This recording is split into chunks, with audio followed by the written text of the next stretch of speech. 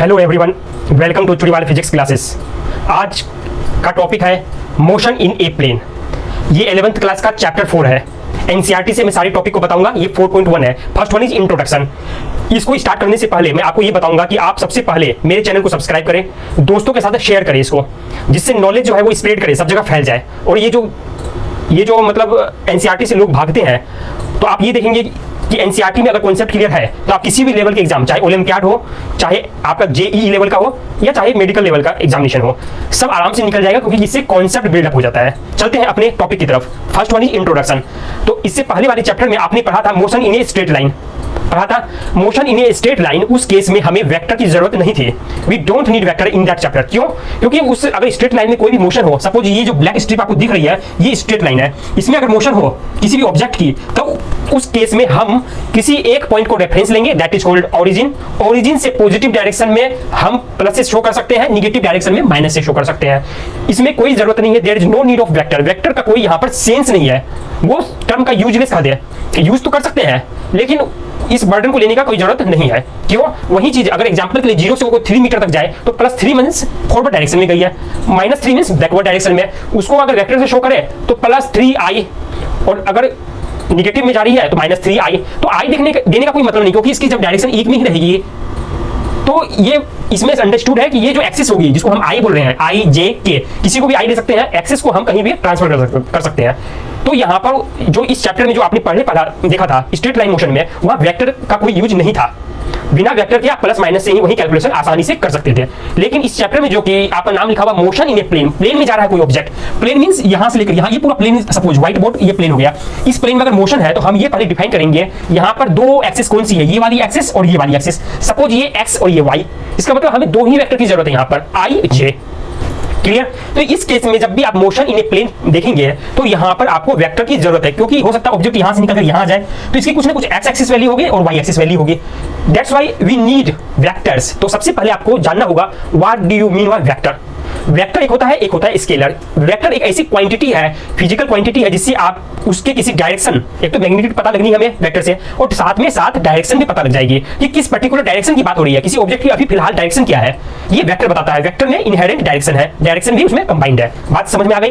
तो यहां पर जो आपको देखना है motion in a plane. Motion in a plane अगर देखिए तो यहां पर ऑब्जेक्ट 2 डायमेंशन में जा रहा है।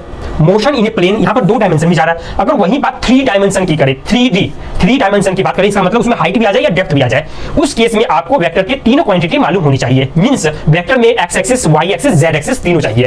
तो वेक्टर का जो एप्लीकेशन है, मेनली आप मोशन इन ए प्लेन देख ले या motion in a space. Motion in a plane में 2 डायमेंशन, मतलब ये 2 डायमेंशन में। वहीं अगर 3D की बात करें, मोशन इन ए स्पेस की बात करें, तो स्पेस में हो सकता है ऑब्जेक्ट यहां से निकल के यहां जाए, यहां जाए, किसी भी डायरेक्शन के किसी भी लोकेशन पर आ जाए, तो वहां पर 3 वेक्टर की रिक्वायरमेंट है। ये क्लियर हो गया? तो आप इसको जो फिजिकल क्वांटिटी है उसको रिप्रेजेंट करने के लिए आपको क्या चाहिए? वेक्टर। वेक्टर से आप करेंगे सॉल्व। तो इस चैप्टर को जो स्टार्ट कर रहे हैं, सबसे पहले आपको वेक्टर बताया जाएगा। What do you mean by vector, vector में कौन कौन से रूल होते हैं, ये सारा। तो ये सारे कॉन्सेप्ट को जो आप अप्लाई करेंगे, और इस चैप्टर में जो आपको देखना है, पहला तो है यूनिफॉर्म सर्कुलर मोशन।